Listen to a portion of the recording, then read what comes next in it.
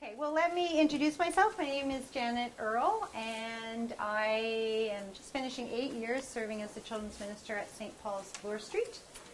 And what else can I tell you about myself? We have lots of fun down there. We have a pretty big children's ministry by Anglican standards, and so I'm just here to share a little bit about this topic is building a team.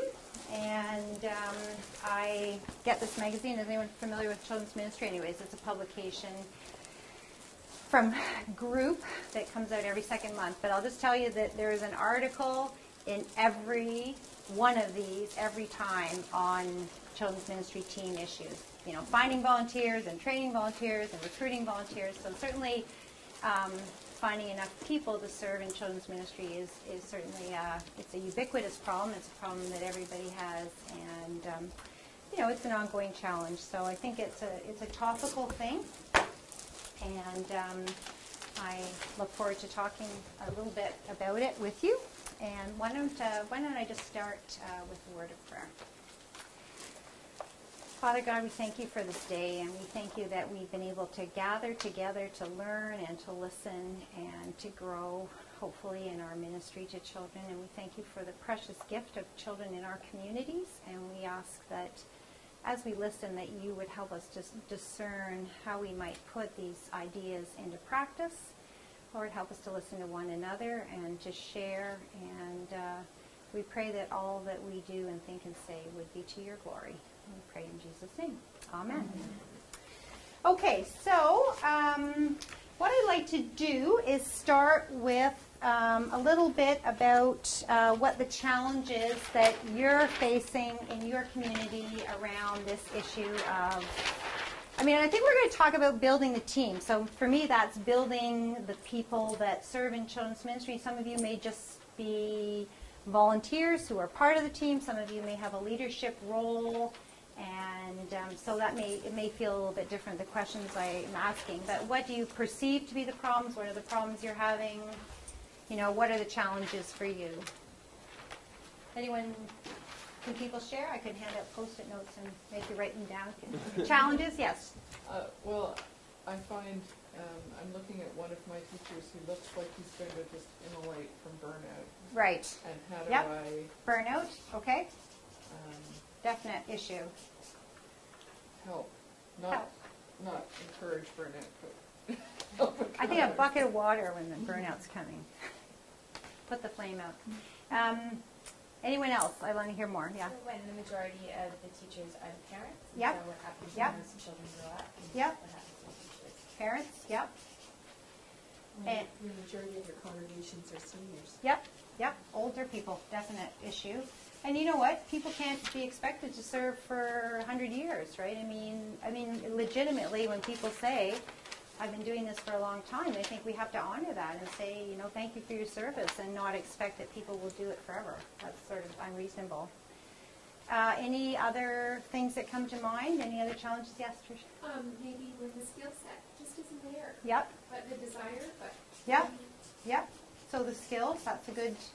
And it can be, that can have different faces. It could be people that, you know, want to support you, like in their head, but they're not really very good with kids. We had a guy like that. He had his own kind of emotional issues for coming and serving. He just really was terrible with the kids. And he was willing to volunteer, but it really wasn't working.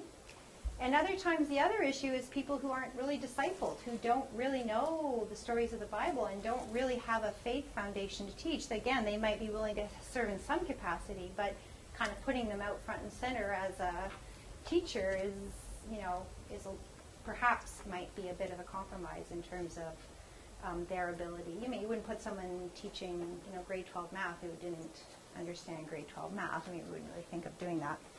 So these are... Anything else that comes to mind? Yes?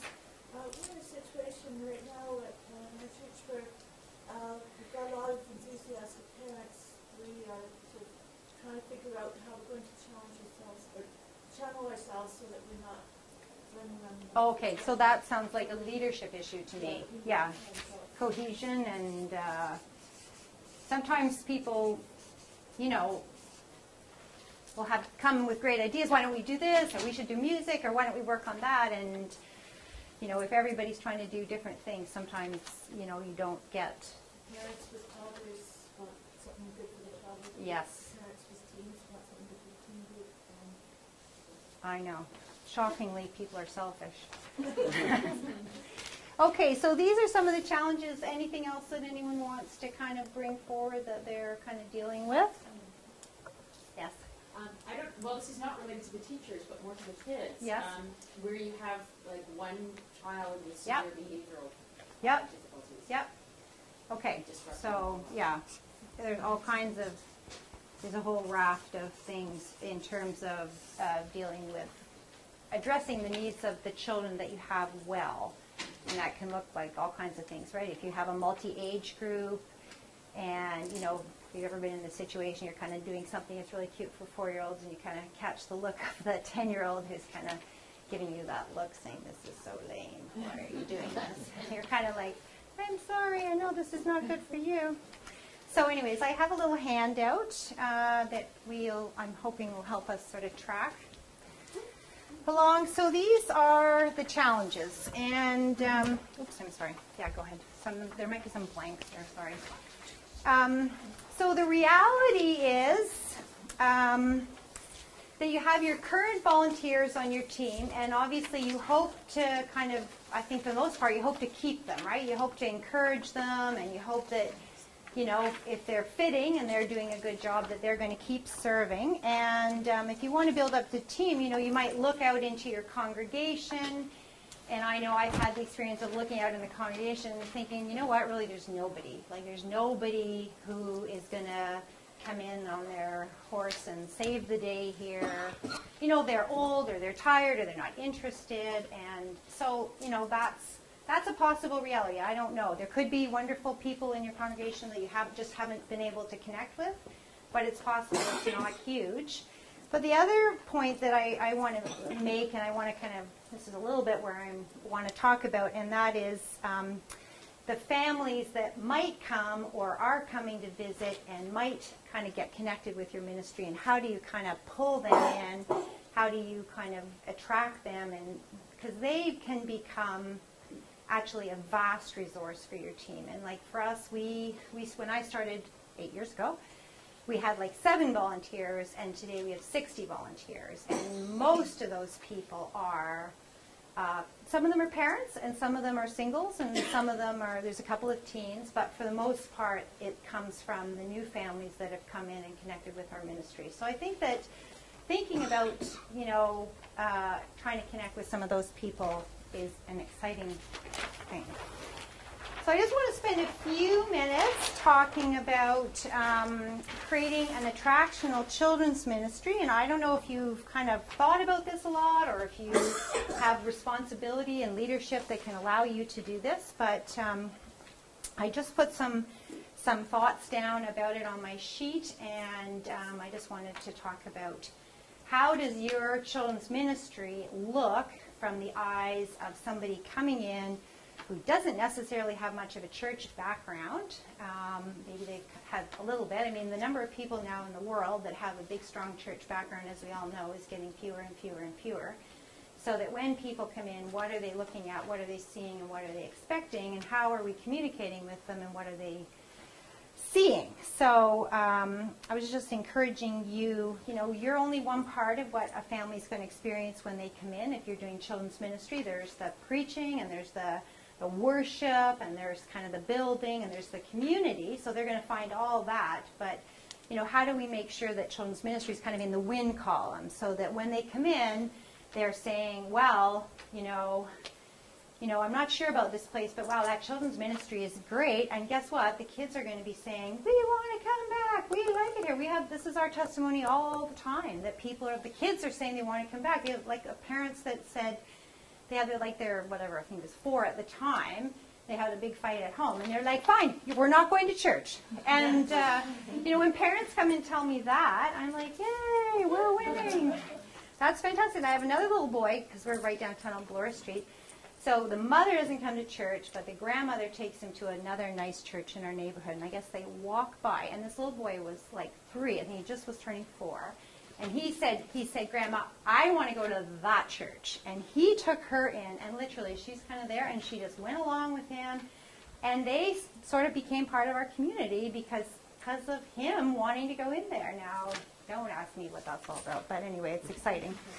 And that makes me feel like we're doing a good job. Sorry, I came in a little late. Which Sorry. church are you at? I'm at St. Paul's Bloor Oh, Street. okay. Yeah. What do you think it was that drew him? I don't really know. I don't know. I mean, like at special occasions we have balloons and stuff, but I don't we don't have balloons every Sunday. We have balloons at Easter, and I don't know. I really don't know. You do have glass doors. Yeah, can see what's and there's going on. families and there's kids around. Maybe you just thought it looked kind of fun. But really, and then if you go upstairs, and then we have all these toys and stuff. So I don't know. I don't know. Yeah, so I'm just encouraging you also to invite a friend, invite a non-church friend to come and experience what it's like to be with a child, to be what it's like to go into your church, right? And I kind of think of some of the things we say. I was looking at some of the websites. Well, first of all, looking at websites, and it took me like 100 clicks to find children's ministry. Well, people aren't going to click 100 times. And then it's sort of stuff like, stuff that's out of date. That's classic. But then it's all after children's focus. Well, what's children's focus? If you don't come to church, do you know what children's focus is? And then we're going to take the kids down to the basement. Oh, great. So I'm going to come in, and you're going to take my kid down to the basement like a stranger. And then maybe when I get down there, I'm going to find kind of a crummy room with 6 broken toys. And, this is not good. And they're not. That's what they're going to experience. So. And I don't think you don't need a $20,000 budget to fix this. You know what I mean? Like one little bucket of nice, clean, new toys and some markers that work, that goes a long way. I mean, I think it's like having a mindset that says, we want this to look great every step of the way. And you can say, well, money, blah, blah, blah. But it's not really always about money. That's something we just started this past fall at our church. Our nursery program is in the back. Kids could travel. 1 or 2 kids a week, maybe, would leave their parents and go there. The teacher, the person who was leading it, she was going off to universities. Well, what do? Do we hire somebody else or do whatever? And we have an old chapel area right off to the side of the sanctuary. And it was storage. We're like, well, let's get everything out of there. We just put some toys and put some pews along the side, some small chairs. And for every week since September now, there's been 4 or 5 kids there just playing during church. And our goal, too, is also it makes it accessible because now new families don't have to go to the back. They see it right there at the front of the church, and they can sit there. And the kids can still participate in worship as well. So, and we have a little IKEA table and chairs. Again, not expensive. Because our church is big, so sort of at the cross aisle we have this little table and a little rug and a few toys and coloring pages. I'm a huge fan of these. Like you can buy these books for, I think they're about $30, but 2-sided reproducibles of all the Bible stories, and you can photocopy them. Till your heart, all it costs you is copy paper, and I put those I put them in a little plastic tub, and I have them in the church all the time at the back of the church, and I put in a few crayons and put leftover curriculum stuff that I have, like, pages that come from our stuff, but you can put whatever. I mean, it doesn't cost you even copy paper, right? And it's there, so people feel the permission to come in and stay in church, for example, with their children. They're not getting the message, you have to leave with your baby. Like if it takes them however many weeks to feel comfortable, then they can do that. It makes visitors feel welcome. And it's just kind of like we're a family-friendly place. Like we want to make it, So anyways, these are some of the ideas. And then I think the nursery, huge, what you do with the nursery. I mean, are people here involved in the nursery at all? Or... And what's that experience like for you? Do people use it? Yeah, people use it. Well, actually, one of the challenges I find lately, it seems, is for families to trust leaving their children in the nursery. I mean, some are much more willing to do so than others, but some, I guess, feel like they're pulled away. Now, we do have an activity area in the church itself, too, with a table with coloring sheets and crayons. And there's a little mini lending library right here, too. Oh, that's so nice. They can actually read the books there, or they can sign them out. Oh, that's fantastic. That's great. But yeah, the nursery is a really bright, nice playroom. It's actually one of the rooms that in the week is usually one of the childcare programs. So you have a good room. Yeah, that's fantastic.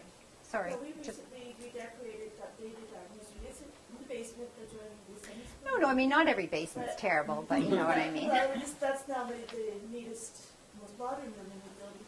But the service is piped down to there. Yep. And actually, while I'm in the Sunday school room, I'm a little bit envious because we have a parent has to be down with the child. Yeah.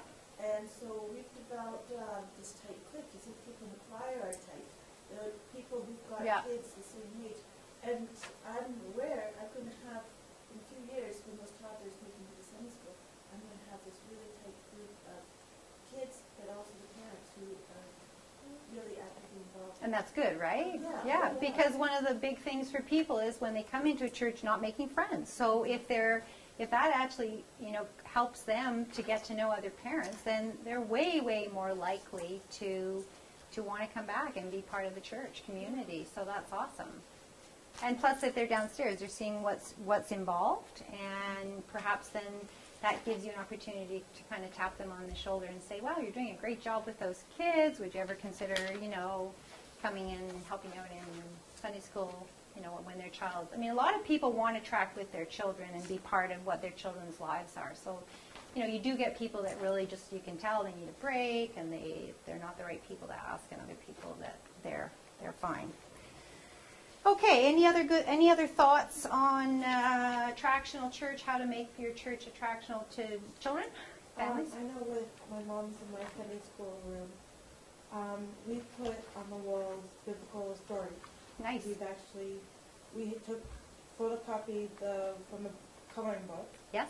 Onto an overhead sheet. Yeah. And drew them. Made them big on the wall. Oh, that's great. And then we painted them. Yep. And the children just love it. In fact, the door going into the room, we have the children running to Jesus, and it says, "Let the little children come unto me." Nice. And so they automatically know that this is their area. Yep. And it's bright, it's colorful. We have 3 bulletin boards. One is like information for the parent, and the other 2 bulletin boards that we have is where we show what we're going to be teaching the children on that bulletin board. So that's great. My mom and I are always trying to make it colorful and very interesting for them. That's fantastic. Thanks for sharing that. That's a great idea. The next thing I wanted to mention was, I think a lot of it comes from what our attitude is, and if you have responsibility for children's ministry, I think that, the challenge to be that kind of vision bearer and the person who's championing the interests of children in your community is really important. And, other people may not be willing or able to wear that hat, but somebody kind of needs to be reminding everybody that kids are important, and that decisions that affect children and children's ministry really matter. And that, when I was in another presentation earlier, Stephanie's, she was talking about that children are strategically important, and that is so true. But I feel like that, I get that, but I really don't think sometimes that sometimes the senior leadership in the church gets that children really matter to the future and the health of our church. So I think being that champion, and also carrying your own vision, not bowing down to what other people might say. I keep using this example, but one of the people on the team was mentioning how the people in her congregation want the children to learn the Christmas carols, or want the children to learn the hymns. And not that there's anything wrong with Christmas carols, of course, or hymns, but what is the reason for them wanting that? Is it because they really care about the kids, or because they want the kids to be like they are?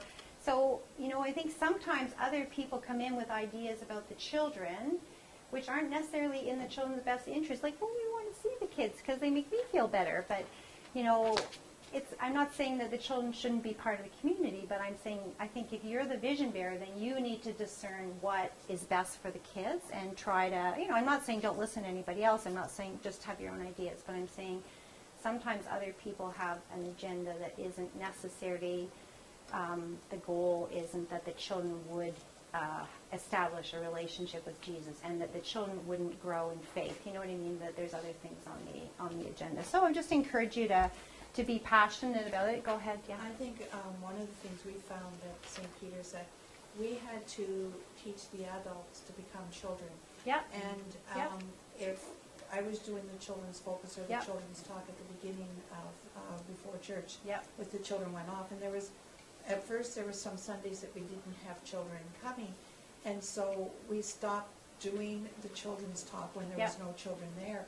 And some of the older seniors came to us and said, please Sure. don't stop, I want the children's Sure. talk, because it gives me a Yep. step into the sermon, because we tried to relate it with whatever the That's minister great. was preaching on, and so they were looking forward to it. Yep. And they didn't want to let go, so Well, we that's made interesting. our adults become children. Yep. Which now they're supportive of anything we want to do with young people. Well, that's great. Church. That's wonderful. Yeah. That's great. I was just thinking of the image of home-baked cookies when I was thinking about this for children's ministry, and I thought, you know, when you bake cookies at home, you don't have to go around saying to everybody, oh, you know, I made cookies, would you like one? I made cookies, would you like one? Because everyone's like, well, that smells so good, I'm going to come and get a cookie. And I just think that's the picture I have of our ministry. Like, if it's positive and exciting and encouraging, then people, first of all, they want to be involved, and they see that something good is happening, and that attracts people, as opposed to, we need your help, we're so short, we never have enough people, and, you know, like, you know, just trying to be that passionate and that positive, it will really impact other people. And I think also balancing the messaging, like, so that, you know, it's important to ask and it's important to communicate the needs that are out there, and I think the community needs to support the children, but also not to be negative all the time, not to be, we don't have enough and we can't and we never and we don't have this. Like, celebrate when you do. Like, even if it's small, we got one more person for the nursery. Isn't that fantastic? Well, then celebrate that and make sure you're not just communicating the negative and the need, that you're also communicating, you know, what good things that you see going on. And if you're not the best connected and the best relationally, and then maybe find a partner in crime who loves to circulate at coffee hour and meet people and is good at the ask. Like, maybe you're fantastic at it. Maybe when you touch people on the shoulder and say, hey, have you ever thought about helping out in children's ministry? Then people are like, sure, Pied Piper, come with me. But, you know, sometimes somebody else is just plugged in a better way, in a different way, into the right kind of people. I know, you know what I'm saying, not the right kind of people. But I had a fellow who was very, very faithful, who's worked with me for years and years, and he's just great, and he's great at asking, and he's often kind of putting it out there with people and encouraging them, and that's been a tremendous blessing. So you may be fantastic at it, but if you're not fantastic, then it's worth seeing whether somebody else can help out with that. So one of my, I'm going to just say, give us this day our daily bread. You know, I think God promises to give us our needs, but not every single want. And it's really important to be clear about that. And I think sometimes, you know, we wish we could do the pageant, and we wish we could do music and drama, and wouldn't it be great if we could do that? And there's so many wonderful things you can do with kids. But, you know, what do you really need right now? Like, maybe what you really need right now is one more person to help with the, you know, 3-year-olds or something, and just to kind of be clear about what those needs are and prioritize, and to kind of maybe pray for and seek after those things, and, you know, to, you know, allow God to meet those needs, and then keep hoping and dreaming. I think about when I started, I used to plug in a little CD. I'm not a music leader, not a great singer, and I thought music was really important, and music had been really important in my relationship with God. I wanted it to be part of what we did, but like, it was really not very good. But every week we stood up and did it, and finally then God brought me a piano player, and then, you know, now I have a piano player and worship, you know, music leaders for both our services. But that took 8 years, and you know what I mean? I just kept hoping and praying, and, you know, finally God brought the people. But, so, I mean, it just doesn't all, what you want and what you're hoping for doesn't all happen at once, but it does happen, hopefully. So my big theme, make it easy for people to help. That's really, I think that's probably the one thing that I try to do. I am blessed to be paid to do this, and I've got time to help do this, but I try to make it easy for people to plug in, and you may have a different scope, you may not, that may not be your mandate, but this is what I try to do. So, I organize the lessons and the teaching materials, and if you're coming to help, then I say, here's your lesson. All you have to do is walk in the door and teach the class, and all the stuff that you need is there available for you. You don't have to go to the dollar store. You don't have to pick up all the bits and pieces. I take care of all that stuff. And even if you don't do, you don't have a role like mine, you maybe could get together with somebody and meet and spend an hour. I'm sure most churches have some sort of supply cupboard with markers and bits and pieces, and put them all in a bunch of clear plastic tubs so people can find them, and just say, label things. Even that would be a blessing, right? I mean, tidy out the supply cupboard, figure out what you need and what you don't need, and make it available to people. And work with people's schedule. I mean, most of my volunteers serve once a month, and I'm just like, if you can come and be a helper once a month, that's fantastic. And you tell me what Sunday you can serve, and we then plug in there. Because expecting people to come every Sunday, well, first of all, so many people don't even come to church every Sunday, let alone being willing to serve all the time. And frankly, I don't think that's a healthy relationship. Like, if you're serving all the time and never in worship and never being fed yourself, now, the odd person will come to one service and serve at another service. We definitely have people that do that, but not everybody is willing to make that kind of commitment. So I really just try to do what I can to make it easy, working with their schedule, and I use a lot of email. I email people every week to remind them, like, hey, you're on this week, this is the lesson, here's the stuff, here's what you're going to find when you walk in your room. And, I've worked on that over the years, kind of getting it all organized so it takes me less time, but I just try to make it. So I'm not saying, here you go, it's David and Goliath, you go for it, figure something out, you'll be able to do it.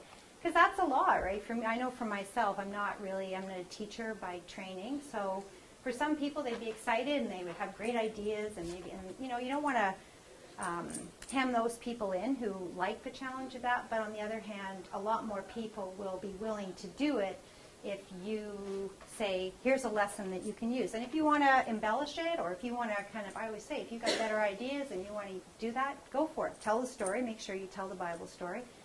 But if you want to work, if you've got some other things you want to do, great. But I think most people would rather have something in their hand to work from than nothing. So, and look for a good fit with people.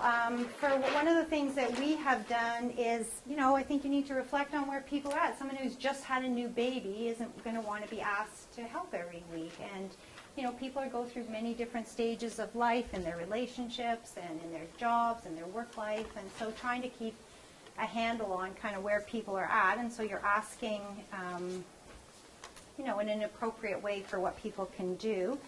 And obviously finding people that you work well with, that's obviously a big positive, because then, then you're more likely to be in sync. And not everybody wants to teach. Some people would be panic-stricken with the idea of a group of kids and a Bible story and, what am I going to do? So what we've done is we've created a lot of different roles for people. So I've got some ladies that come in during the week and they cut things out and they sit there and they gab and they do all kinds of stuff that would take me a long time to do, but they're very happy to do it. And I mean, it takes me a little bit of time to make sure there's something every week for them to do, but they do all kinds of kind of menial tasks, and they love them. Like, if I make it complicated, they're like, oh, this is too complicated, just give us a simple star. I'm like, okay, cut out 100 stars. Okay, fine. They're happy with that.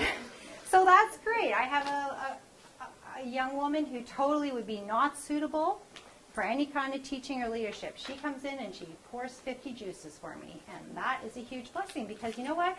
When it's like 5 minutes to go, it's fantastic. I really appreciate it, but that's a good fit for her, but other things wouldn't be. So, and if you can break it down into kind of bite-sized roles, and we strive to have 2 people in the class according to the screening policy. So we have a teacher, and that person is responsible for preparing the lesson, and we have a helper, and that person, I just say, just show up, just be there, warm body, smiling face, and that's pretty easy. Like, that's not a hard role to fulfill. So, people have a hard time saying no to that. And of course, it's really important that we find ways to appreciate the people that are there. And I don't know how different people do it. I mean, it's really important that, I send out weekly emails. I'm always just trying to put an encouraging word to the whole team there, but on a personal basis, try to talk to a few teachers every Sunday and just, thank them. And obviously cards and gifts are nice if you do that. Putting something in the bulletin, for the whole congregation, and, having a, praying for the whole team. I don't know if you go through prayer cycle, but making sure you're praying for your children and your children's teachers, and just putting a big thank you to everybody that serves. I don't know what kind of communications you use in your parishes, but those kinds of things, just so people really, really know that they're appreciated. And, obviously if you've got great stories, then you can share stories about the impact that people have made on the lives of children. That's fantastic too. And I put this in bold. I think this was sort of sometimes it's challenging. Strive to be patient and encouraging with people. You get the last minute email, oh, sorry, can't come, on the Friday before the long weekend. I'm like, okay, thanks for letting me know. But really I'm thinking, No, so it's hard sometimes when people don't show up or people let you down at the last minute, because sometimes it's really hard to find someone to stand in. But, I learned a long time ago that it's just important to be unfailingly patient, and thank you very much, and I totally understand that you can't come this week. And, if it's a pattern, then maybe you need to have a conversation with somebody, but doing that is really important. And also to remember, we don't know what's going on in people's lives, and we don't know what challenges they're facing. And I was saying earlier, the same thing goes, I used to sometimes get busy thinking about who should be helping. Does anyone have that? Oh, why doesn't that person help? I mean, she could be helping. I don't know why she's not helping. And this is all in my head.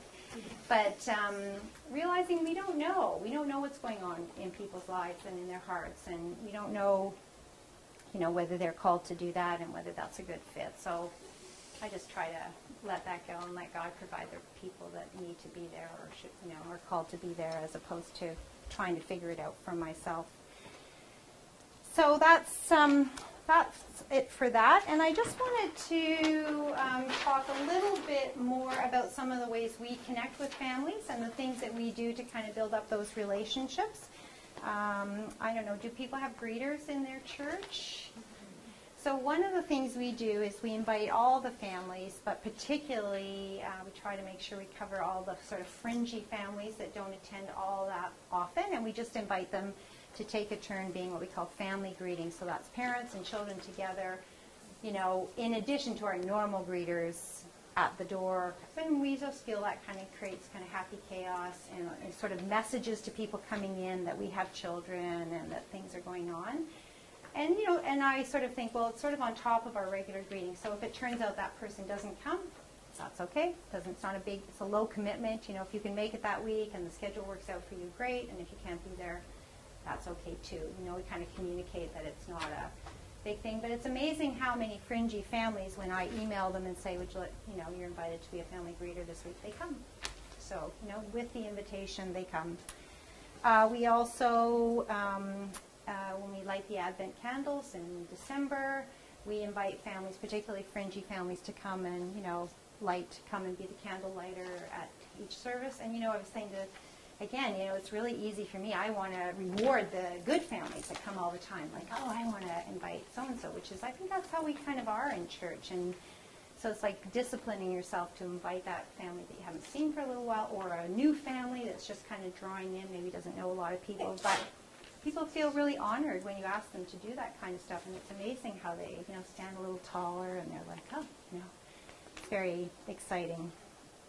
We also use invitation cards, and we have the ability to kind of create these within our office, but you could do just a simple email invitation. We have an email list for all our families, and we invite them to all our Christmas services, so we send that out well in advance of Christmas, saying, we have a family service on Christmas Eve at 4 p.m., invite them to that, and do the same thing 2 or 3 weeks before Easter, let them know about whatever's going on at Easter, and make sure they get that. We do a mailed one, but you could do like what we call an e-vite, where they get just an electronic. We also have extended our baptism preparation. Is anyone here involved in preparing families for baptism?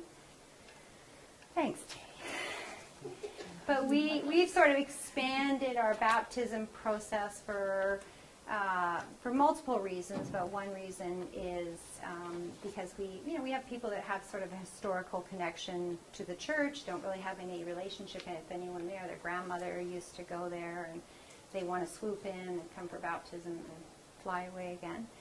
So we kind of meet with them, and we ask them to take an introduction to Christianity. A lot of them really aren't practicing believers, and we introduce them the week before baptism. We introduce them to the congregation, and we sort of draw it out over a long enough period that we kind of, without taking attendance, we encourage them to become part of one of our worshiping communities. And then we actually have a family.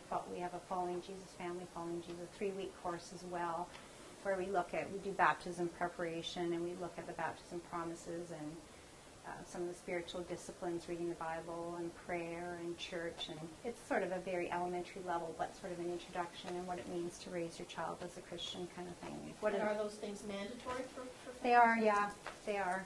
I mean, we do it with grace. If you can't make every week, we're not going to say you can't be baptized. But it's basically, I think, first of all, it's sort of a screening. So people that don't really want to make a commitment won't do it. But I mean, baptism is a serious business, and you're making serious promises. So, really, if the parents, we kind of would want one parent who was kind of wanting to live as a Christian to be part of baptism. And if neither parent wants that, then, have a party. So, Jan, I think Cecil mentioned that was something that developed over at St. Paul's Bush over a period of time. Absolutely, yeah, it's not absolutely. Switched to No.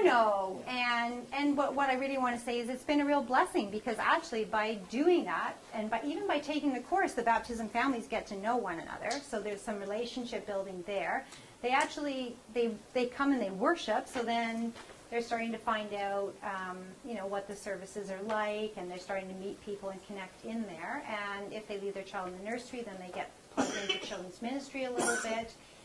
And I think that what we're finding is that we have a lot better traction, as opposed to people coming in, going to a one-day baptism prep session, and then we never see them again. The people in the early days when I was there, those people are all gone. None of them come to church. And now we have, much better traction. So it's something, I mean, you're probably not primarily responsible for that, but it is something to think about, and how do we equip families when they're making these promises to do that. So, and number one of the important ways to keep people in a congregation is points of contact. So if the only point of contact is with the minister who's baptizing the child, then they don't have enough points of contact absolutely to stick.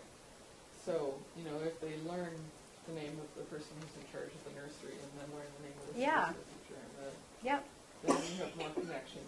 Exactly. And hopefully, they're meeting other people like them, another young family that has a baby that, we live on the next street. And so, I mean, that's been very positive for us. And I think we talked about the children's table and chairs and the toys in the church. And did you have difficulty bringing toys into the church? No. It may have been a colleague of mine who did that, actually. So it sort of all happened one Saturday, and then it was there. And so, no, you know what? I don't think so. I mean, I think some of these, there's probably people that don't like things, but it's not really a problem. I mean, I don't think so. It's a big space. Sorry, go ahead. I was just thinking that another solution to that. Our church has a bin at the back with bags filled with different activities and snacks. So our church doesn't have enough room for a table or a chair. Yeah. It's older and smaller. Yeah. That would be a solution. Yep. There's always something there. I used to have, actually, before the table and chairs, I used to have a basket, and I sort of tried to choose, toys that were kind of quiet, that, you don't want to get the ringy-dingy things. So I had that, and then this was kind of the next step up. But I think, I mentioned the bucket with the coloring pages. I mentioned that. I do that. I started doing that. We have little activity bags that we give out at Christmas and Easter. And then, I did it for another service. And now I do it every week. I have just a little plastic bucket, and I have a, help yourself sign, and I buy just cellophane bags, which are inexpensive, and I put the coloring pages and some crayons, and I actually just stick in some leftover curriculum Yeah, I don't, they're all usually 5 different Bible stories, but I think, oh well, doesn't matter. And people take them every week. I have to load those all the time. I mean, the cost to the church is like really not very much. You know, a crayon or 2 and some coloring, copy paper, and the bags. But again, I feel like it really communicates that, you know, people are welcome. They're welcome to sit in church, and it gives.